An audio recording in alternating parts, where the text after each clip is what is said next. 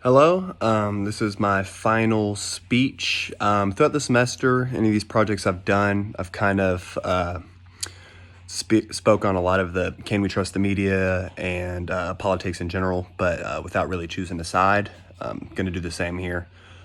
Just want to give a little bit more detail about it, some evidence I've found, and also some more of my own views on the matter. And hopefully, this can help you grow as a person who, whether you're Democrat or Republican, or whether you have difficult communicating with other people about those things, if you just struggle voicing yourself, no matter your political affiliation. I want to kind of touch on that, and hopefully, you have more success in the future. So politics and the media, that's kind of what I did my PowerPoint on. That's kind of what I want to speak on, how they relate.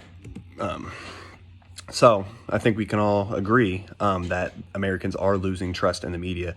And one of the statistics that I found for this is a sensitive subject on should we defund the police or not. Now the media, right, would definitely say, or at least it seems that there is definitely a drive for that to happen in a lot of communities. However, according to Gallup media polls, that 8 out of 10 people, one, believe that the media is driving a certain narrative, and two, 61% of African Americans actually want the same or more police in their neighborhoods. They want to feel safe. 59% for Hispanics also. So those are two minority groups that definitely face, some backlash in America. There's definitely that narrative driven. But that's, how Americans are feeling as far as police go, according to Gallup poll. I'm sure you can find some other polls that may be a little bit more skewed than that, but I think it is safe to say that most people probably want to feel safe. And actually, a very interesting fact is that more than half of America believe that there should be some sort of police reform, which I'll say I do agree in a sense that there's obviously always room for improvement. I don't know at what scale of reform, but there's definitely a need of, there's always more need for more practice. There's no way that anyone could say that the system is perfect. I'm a former Division I basketball player. I don't think I'm the greatest ever. I don't think that I'm perfect. There's players better than me. There's ways I could have practiced harder. There's ways that I could get better. I think that's for anything.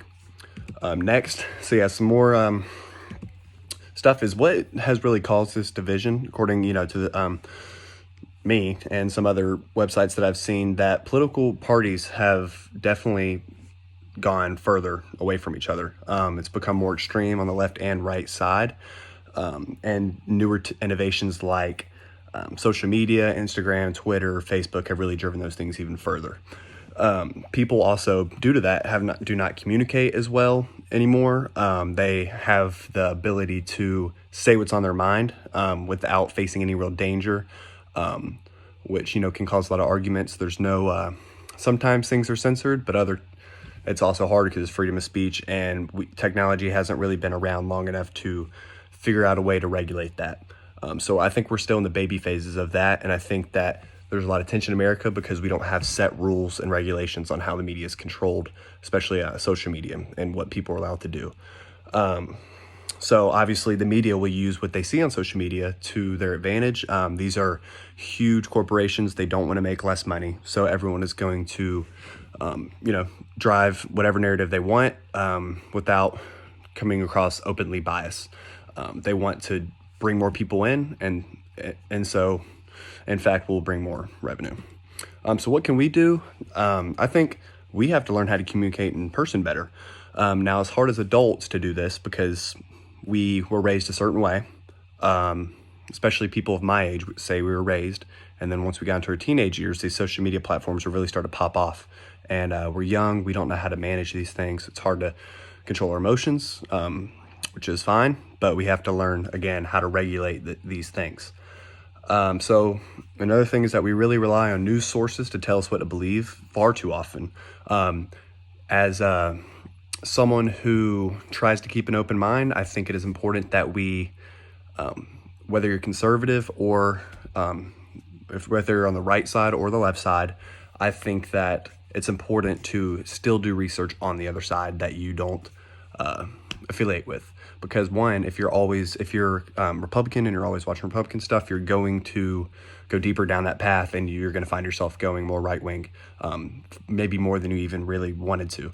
If you're part of the Democratic Party and you only watch left wing media or left wing people, then you'll probably find yourself also becoming more extreme. So that's how we have that gap. But if we watch everything, and you can have whatever affiliation you want, but if you watch everything, you can have more success, I think, in understanding why people feel the way they feel. I also think it's very, very important as a daycare teacher and as someone who works in the nonprofit world with under-resourced kids. I think it's important that we teach these kids how to do these things because, like I said, as adults, it's hard for us to change. We're adults. We think we know everything, in a sense. Kids are innocent-minded.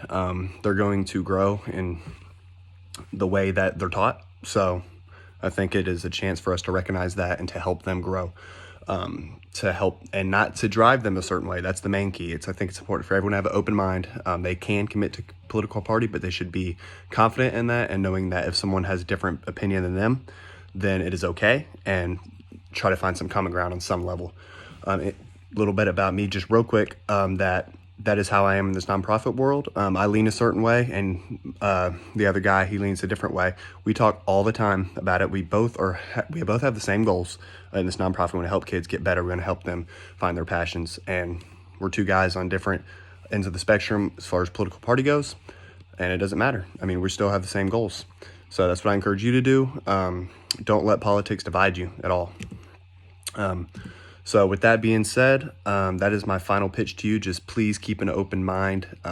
Do your research. Commit to your political party, but don't be arrogant about it, thinking that you'd have all the answers. It's okay if someone's different than you. It's okay to have a different value as someone else. Find common ground with everyone you interact with. Don't trust everything you see on the internet. I mean, that's something we were told when we were young. That's something that's continuing today. I think that with all the statistics showing about the defund the police and some other things, that it does show that there's definitely some media uncertainties. And it's not saying they're always lying. It's not saying they're out to whatever all the time. But it's hard to know for sure. And just do all your research, formulate your own opinions, talk to other people about them, keep an open mind. Thank you.